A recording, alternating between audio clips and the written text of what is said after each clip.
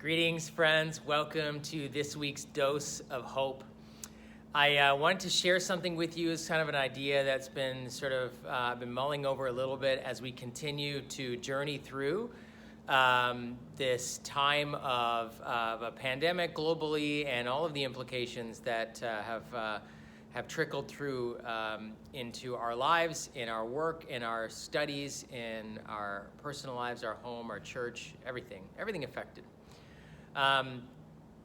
Last week or a couple weeks ago, Pastor Kate and I were talking about the team of our senior highs that were getting ready to go to Central Asia to work with friends of ours who are part of our family, our broader family who work around the world in Central Asia. They were going to go run a day camp for kids, and we've had to postpone that trip. So that's really tough news for them.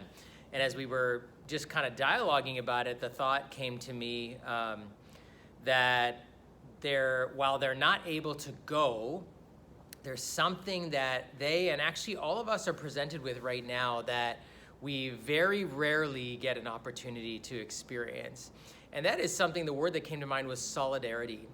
The word maybe is associated with like unions or whatever. It just means to stand as one with, right? To be solid with, to be with somebody.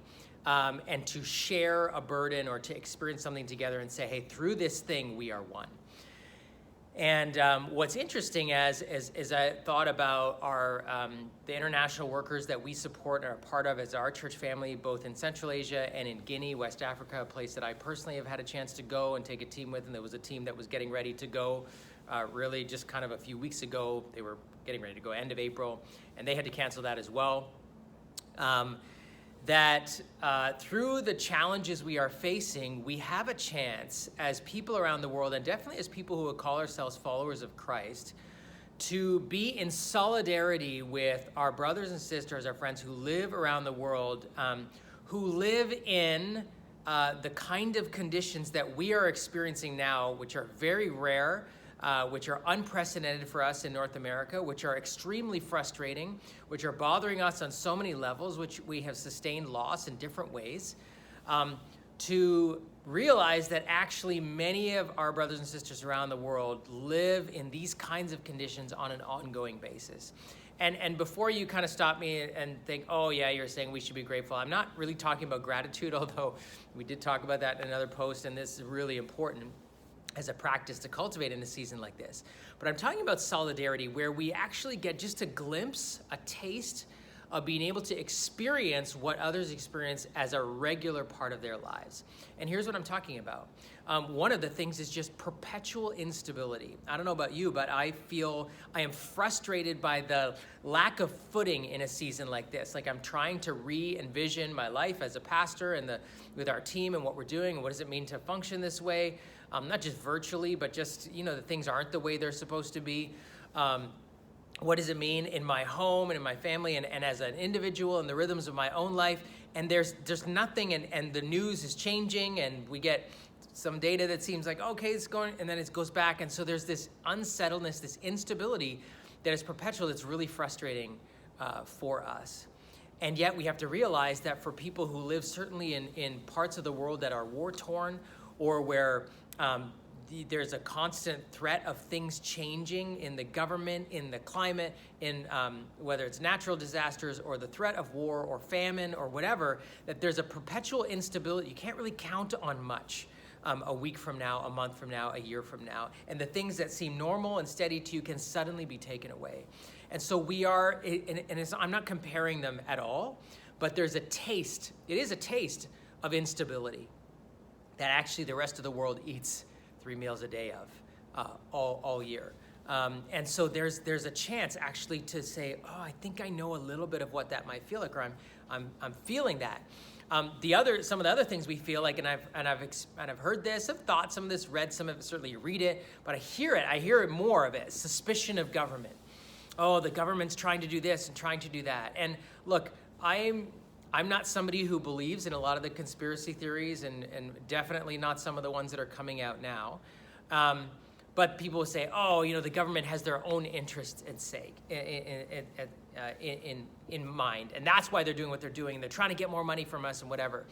And I would say, again, that whether or not that's true, and I don't actually think that's true. I think, like, if I look at what our government has been doing, trying to get money into people's hands, you can say, yeah, but people are abusing the system, and it's going to talk. Yes, there's all the complexities. I'm not a politician. I'm not defending or supporting or, like, against it. I'm just saying there is this suspicion of government and, like, what are they trying to do? And we feel controlled, especially with, like, civil liberties taken away and all of that stuff. Welcome to the rest of the world. And in fact, the rest of the world, many people live not just with government that there might be a slight suspicion that there's a conspiracy theory. It is outright manipulation, abuse of power, government stealing money from people, government taking electricity that instead of giving to their own people, sell it to neighboring countries and you live off the profits, or governments where it's only family that's employed in it, like where there is outright, nepotism, outright injustice, outright manipulation, outright thievery, stealing.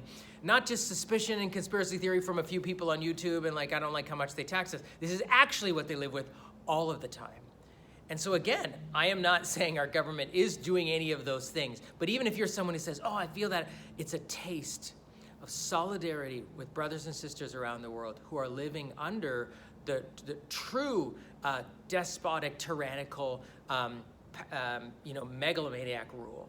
And so I think we go, okay, man, we're sharing something, we're tasting something.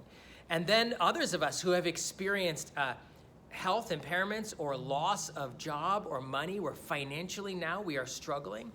And I don't mean to minimize any of that. And we are praying for God to help you and bless you. And we have a compassion fund as part of our church to help those of you, and even if you're not a part of our church or you know people who aren't, who need that, we want you to let you know that there's access to that. Please contact us. But there are people around the world who their businesses are taken away, not just their civil liberties, but things they work for are stolen from them, or that the police and the people who are in power are not trusted at all. They are using their power against them, and so even there's a taste, there's experience of what it means to have our income impacting significantly. We may not know how we're going to make ends meet. That there's a taste and experience of how most of the rest of the world's population lives every year, every day. And then, of course, there's liberties, whether it's, there's people of faith, and we've seen different churches saying, I can't believe we're not allowed to meet or whatever. Again, this is a taste of what it's like for most of the church around the world that actually is in hiding, is in underground, that gathers upon threat of death. Pastors who go to if they even have a church, potentially leaving a family behind that could be killed, or that they could be killed because of their role as pastors and churches and people of faith. And I wonder, would we be so eager to gather if we thought we were going to die as a result of it? And so even the frustration we feel as not being able to gather is a taste, is an experience of solidarity with brothers and sisters around the world who live with these kinds of conditions every day. So I guess I was just thinking, you know what? This is a beautiful opportunity to say, okay, I want all this to end. I want things to change or whatever, and things to be healed and things to go back to, and we're praying for those things. But in the meantime, there is this experience of solidarity that I can share, that I'm just getting even a little bit of a taste of what the rest of the world, and certainly as a follower of Jesus, what other followers of Jesus around the world are experiencing. And so I just invite you to use that experience of solidarity for a few things. One is, of course, gratitude to God. Secondly, prayer. Pray for people around the world. And that's why we have partners in Central Asia, in West Africa, in Guinea, people that we actually know that we have been praying for. So you can pray for the world, but it's always better if you know certain people. And so we'd encourage you to read the global updates, to get more involved with those kinds of things, so you can pray with a little more feeling and firsthand experience, even if it's a sliver, even if it's just a taste, that you can pray, even praying through your own frustrations. You can use them as you begin to think, as you're dwelling on or thinking about or find yourself praying about what you're experiencing, to turn that into prayer, into praying for others who are experiencing these things in much greater ways, in greater weight, for perpetually in their lives, without any promise of anything coming to an end, that we can pray for them, that they would persevere under oppressive governments, that they would, that God would meet their daily needs for daily bread, food, shelter, clothing, fresh, clean water, that God would use us and our generosity and our prayers and our money to help with those things. So that's one is gratitude. The second one is prayer, to let it shape how you pray and join others as praying for them out of a firsthand, even if it's just a taste experience.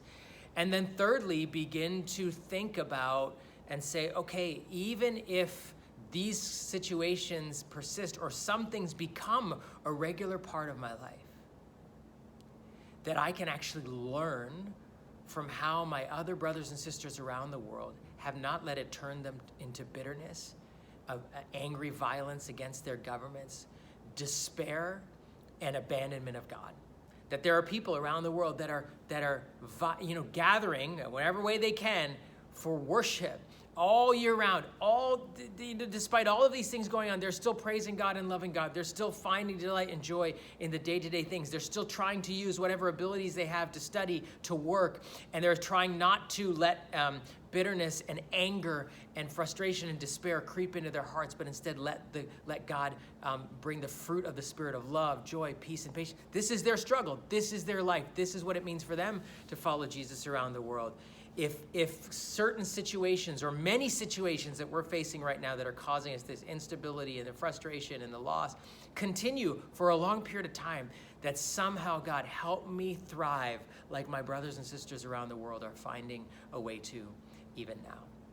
So I hope this is a word of encouragement and exhortation and hope for you. As always, if you think there's anybody else that can benefit from this, please share that. God bless.